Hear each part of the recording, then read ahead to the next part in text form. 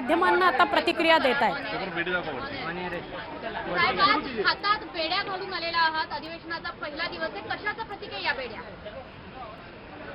अभिव्यक्ती स्वातंत्र्यावरती जो घाला घातला जातोय, ज्या पद्धतीने व्यक्त होणाऱ्या कार्यकर्त्यांवरती गुन्हे दाखल करून त्यांचे आवाज बंद केले जात आहेत, ती पद्धत चुकीची आहे।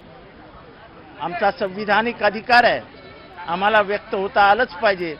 Right to expression, right to speech, हे सगळे आमचे मूलभूत अधिकार आहेत आणि ते मूलभूत अधिकार हे शाबित राहिले पाहिजेत, म्हणून या बेड्या आहेत। या बेड्या याच्यासाठी पण आहेत की अमेरिकेमध्ये जे भारतीयांवर अन्याय होत आहेत, व्हिसाच्या बाबतीत ट्रम्प सरकारने आखलेलं धोरण आहे, अनेक भारतीयांचा घर संसार उद्ध्वस्त करणारे आहेत।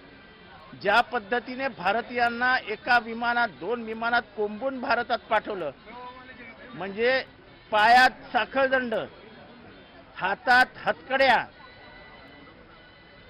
शौचालयाला जागा नाही, उपाशी भारतीयांना असा अपमानित करून आणण्याचा प्रकार हा भारतीयांना हिणवणारा, भारतीयांना अपमानित करणारा होता।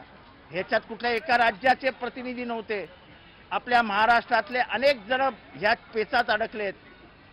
पोरं अमेरिकेत राहतील, आईबाप मुंबईत महाराष्ट्रात येतील, आईबाप तिथे राहतील तर पोरं भारतात येतील। अशा पद्धतीने अमेरिकेत जाऊन मोठं होण्याचं स्वप्न बघणाऱ्या मराठी माणसांची स्वप्न आता उद्ध्वस्त होताना दिसत आहेत। जर या बेड्यांविरुद्ध आपण भारतीय बोलणारच नसू, अमेरिका करत असलेल्या अन्यायाविरुद्ध आपण व्यक्तच होणार नसू, तर अमेरिका आपल्याला गिळून टाकेल। आणि म्हणून या प्रातिनिधिक स्वरूपात लोकांच्या लक्षात आणून देण्यासाठी की तुमचे बांधव अमेरिकेत काय यातना भोगतायत, या बेड्यांपेक्षा कमी नाहीत। आणि म्हणूनच या बेड्या माझ्या हातात आहेत की एकतर अभिव्यक्ती स्वातंत्र्याला, आमच्या स्वातंत्र्यावर गणा आणू नका आणि अमेरिकेविरुद्ध आवाज उचलायला शिका। अमेरिका आपली बाप नाही।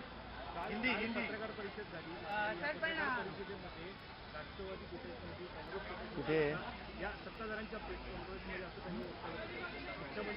मी राष्ट्रवादीचा प्रतिनिधी तिथे होतो, त्यामुळे मला वाटतं की मी दुसऱ्या विषयावर आहे, हे विषय आता काढू नका। बेड्या घातल्यात, अशाच बेड्यांची अवस्था जी राज्यात आहे का? कारण की विरोधकांना कायदा सुव्यवस्थेचा प्रश्न आहे, विरोधकांना बोलून देत नाहीये। मग आम्ही तेच म्हणतो ना की व्यक्तच होऊ देत नाहीयेत।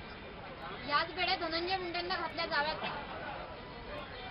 सरकार कोणाला घालायचे सरकारच्या मनावर आहे। सरकार मला नाही वाटत त्यांना बेड्या घालेल, आणि त्यांनी खून केलेला नाही हे मी आधीपासून सांगतोय।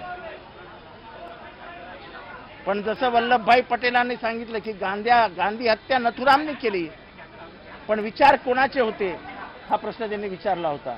तसं हत्या करण्याचा आरोप आता सिद्ध झालाय, वाल्मिक कराडच आरोपी आहे, तोच सूत्रधार आहे। आम्ही पहिल्या दिवशी बोंबलून सांगत होतो, सरकार ऐकायला तयार नव्हती, आता सीआयडीने सगळं समोर आणलंय। पण तो माझा खास माणूस आहे असं कोण म्हणालं होतं? मग नैतिकता आहे की नाही? तुमचा खास माणूस जर एवढा क्रूर, निर्दयी, पाषाण हृदयी असेल तर मग करायचं काय? हथकड़ी क्यों पहनी है? सदन का पहला दिन है, क्या वजह है? एक तो व्यक्त होने को नहीं मिल रहा है, यहाँ की आज़ादी छीनी जा रही है, और अमेरिका में भारतीयों के जो हाल हो रहे हैं, और खास करके जिस तरीके से अमेरिका से लोगों को लाया गया, हाँ, पैरों में बेड़ियां, हाथों में हथकड़ियां, जिस विमान में लाया गया, जो जिस जहाज में, हवाई जहाज में लाया गया, उसमें यानी भेड़ बकरियों के जैसे उनको दबोचा गया।